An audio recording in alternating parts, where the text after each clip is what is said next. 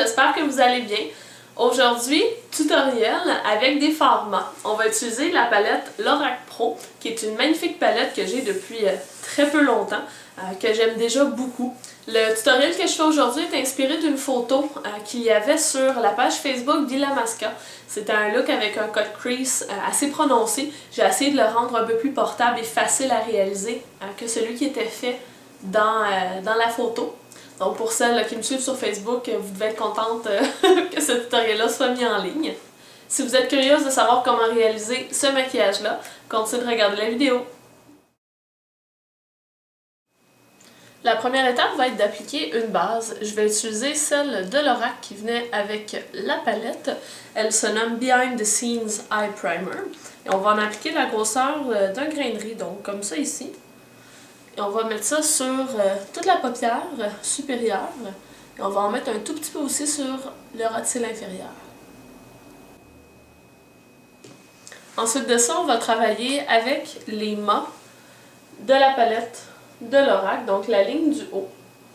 Et comme les fards mat souvent vont davantage accrocher sur la paupière et sur la base, on va utiliser une couleur qui ressemble un tout petit peu à la couleur de la peau, donc un peu plus claire, donc la couleur cream.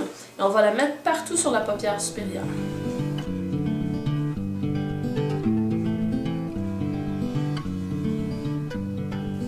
Pour faire cette étape-là, vous pouvez prendre n'importe quel pinceau qui est assez fluffy, là, juste pour déposer la couleur un peu partout.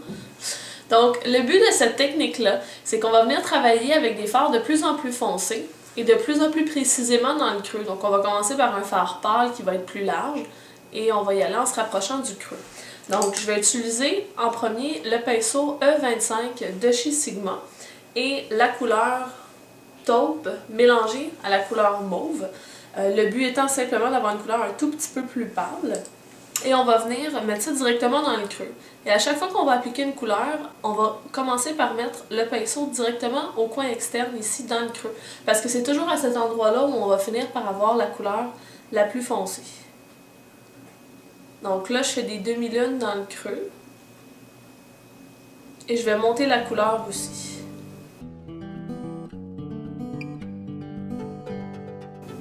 On s'assure toujours aussi d'aller rejoindre la ligne des cils.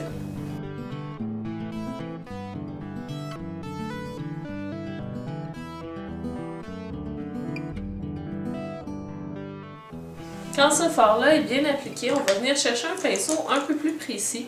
Celui-là est le pinceau repli de l'œil de chez Mary Kay. Et je vais venir chercher le fard sable. Je place encore une fois mon premier mouvement au coin externe et je vais venir continuer. Plus on se rend vers le coin interne, moins on applique fort. Donc le bout pointu du pinceau va venir simplement flatter au coin interne pour qu'on ait une ligne plus mince à cet endroit-là.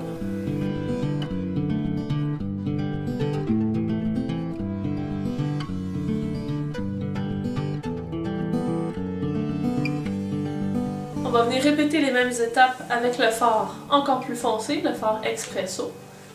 On n'a pas besoin d'en prendre beaucoup parce que les fards de Lorac sont très pigmentés.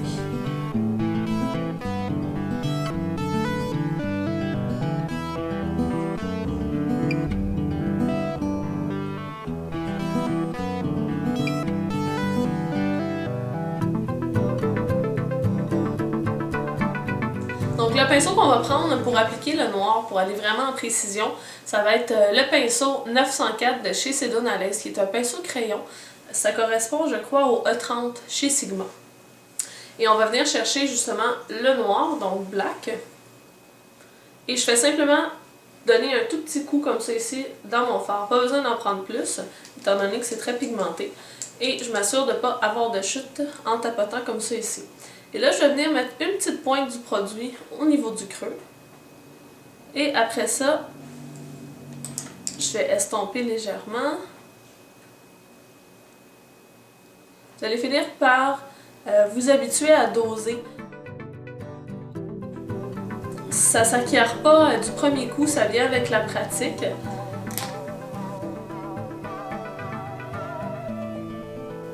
Et là, on suit vraiment juste la jonction où l'œil rencontre l'arcade sourcilière. Vous Vous auriez pu aussi utiliser un pinceau biseauté pour faire cette étape-là, qui va être assez précis aussi. Et là, je repasse tout simplement avec mon pinceau de Mary Kay pour venir estomper le tout. Et je n'ai pas rajouté de produit sur mon pinceau.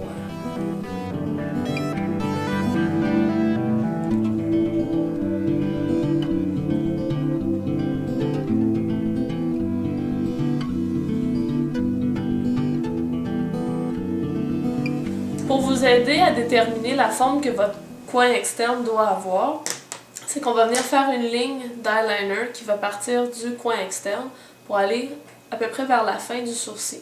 Donc, idéalement, il ne faut pas que nos fards descendent plus bas que cette ligne-là. Et quand j'applique mes fards au coin externe, vous allez pouvoir remarquer aussi que je donne parfois des petits coups vers l'intérieur de la paupière, comme ça ici. Question de faire aussi un fondu vers l'intérieur. On va venir travailler le rotile inférieur. Je vais prendre le pinceau estompeur de chez Quo et on va venir chercher la couleur sable. Donc j'en prends un tout petit peu et je vais tout simplement suivre le rotile inférieur.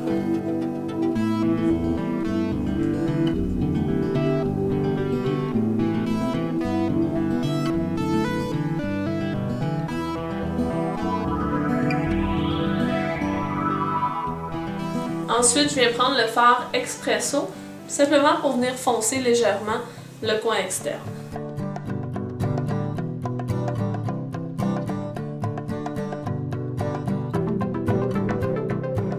Comme c'est un look qui est vraiment basé sur les fondus, on va venir prendre un pinceau estompeur, donc un pinceau à poils longs, mince, et on va passer sur la ligne inférieure des cils, donc sur le bord de notre rond à paupières, pour pas que ce soit une ligne très droite, donc vraiment pour qu'il y ait un dégradé vers le dessous de l'œil.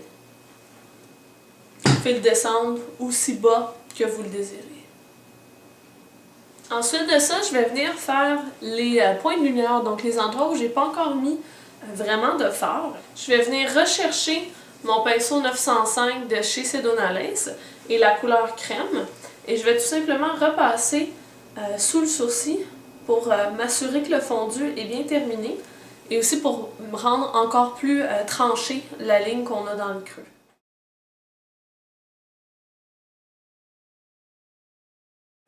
Je vais ensuite prendre un pinceau arrondi de chez Ecotools et la couleur nude qui est tout à fait splendide, qui est très lumineuse.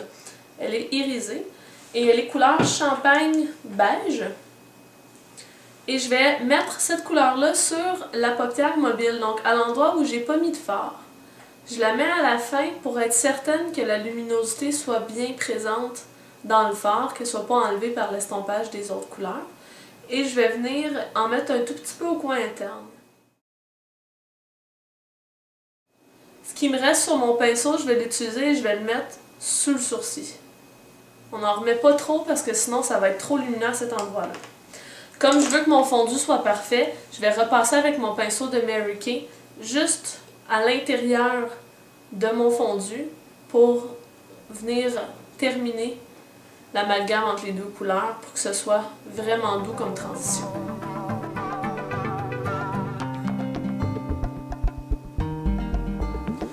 Ensuite de ça, on arrive à la partie eyeliner. Et ce eyeliner-là est assez dramatique. On part du coin interne vers le coin externe avec une grande pointe. Et l'outil que j'ai trouvé qui allait le mieux pour le faire, parce qu'il était très très mince, c'est le Intuitive Liner de chez Bourjois. Donc je vais passer très près de la ligne des cils. Je vais m'assurer aussi qu'à l'intérieur même des cils, ce soit bien foncé grâce à sa forme en trident. Ça va très très bien pour le faire. Et je vous montrerai là, comment faire la pointe par la suite.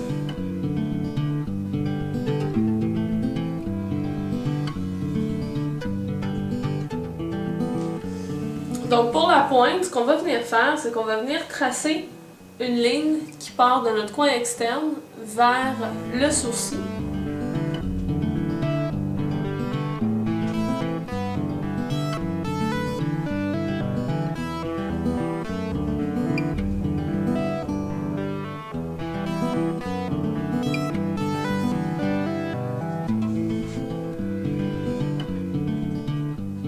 pour être certaine que ma ligne des cils en haut soit bien noire, je vais repasser avec un cône sur la muqueuse.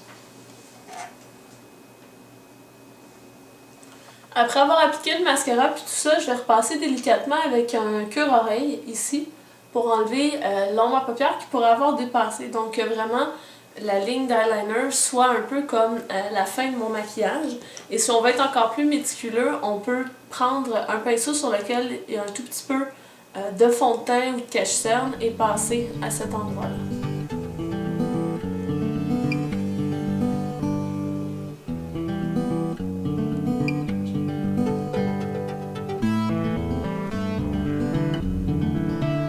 Ce qui est bien avec ce genre de maquillage très mat, c'est qu'on peut aller avec des choses très lumineuses ou même brillantes au niveau des joues et ou des lèvres. J'espère que ce tutoriel-là vous a plu. Il va y avoir beaucoup d'autres tutoriels avec cette palette-là. Je l'adore, elle est magnifique. La première journée que je l'ai eue, je me suis fait un maquillage. Je pense que j'ai utilisé... il y a en tout 2, 4, 6, 8, 10, 12, 14... Il y a 16 couleurs. Je pense que j'en ai utilisé 12 pour faire mon premier maquillage. Tellement ça me tentait de toutes les essayer. Donc c'était un petit peu ridicule mon affaire, mais c'était bien le fun.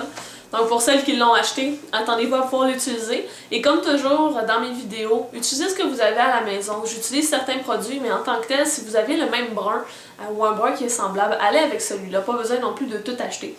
L'important, c'est de s'amuser avec le maquillage. Sur ce, je vous souhaite une bonne fin de journée, puis on va se voir dans la prochaine vidéo. Bye les filles!